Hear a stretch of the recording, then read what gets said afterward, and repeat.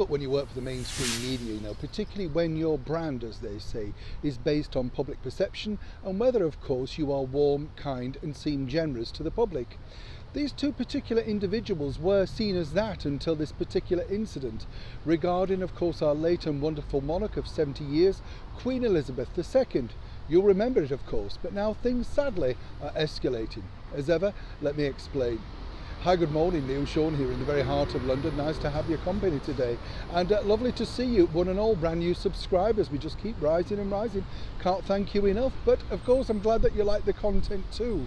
Lovely news about the records the other day. Got me thinking about so many different things. It's terrible, isn't it? Did you know, by the way, it's 32 years to the day that Milli Vanilli, that's a pop group, right, from 1990, who'd won Grammys, got exposed for not actually singing on their own records. Don't you remember the song Girl You Know It's True, produced by the super producer German guy Frank Farian, who I also met, a wonderful guy actually, and he was responsible for all those wonderful Boney M hits. Do you remember that?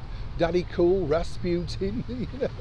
Yes, apparently they didn't sing on it. Terrible tragedy occurred to the group, and then of course, you know, they're now consigned, if you like, to the pop bin of history.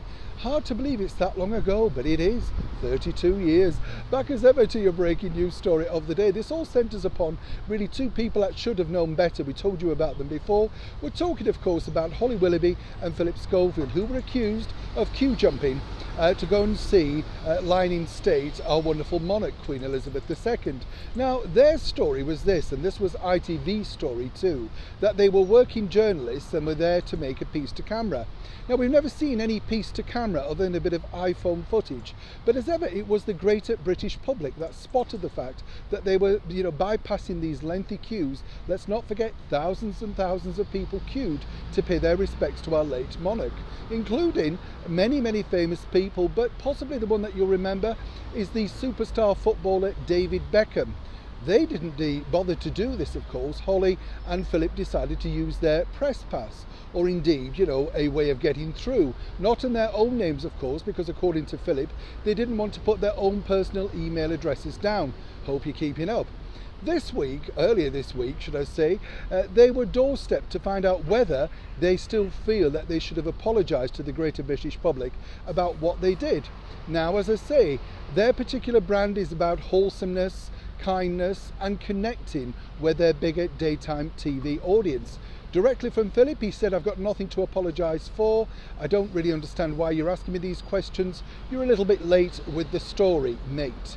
So, you know, not exactly warm and friendly there, but the bigger problem for Philip is this: it hasn't really gone unnoticed by the brands that paid him a lot of money, including a car brand, WeSellAnyCar.com, and a supermarket over here in the United Kingdom.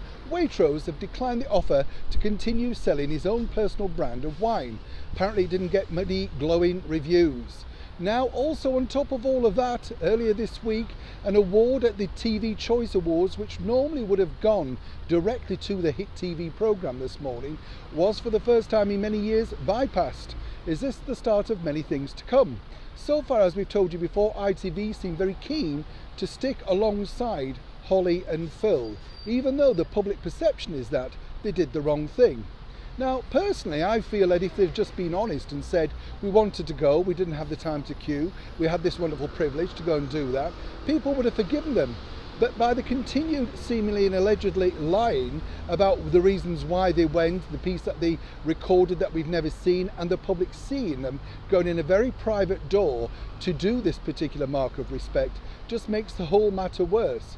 And more importantly, can these two now survive, given the fact that their programme is built on advertising and, more importantly, ratings? But seemingly for Philip, he feels there's nothing for him to apologise for. As ever, I'd love to know what you think to this particular story in the comments below. Neil Sean in the very heart of London.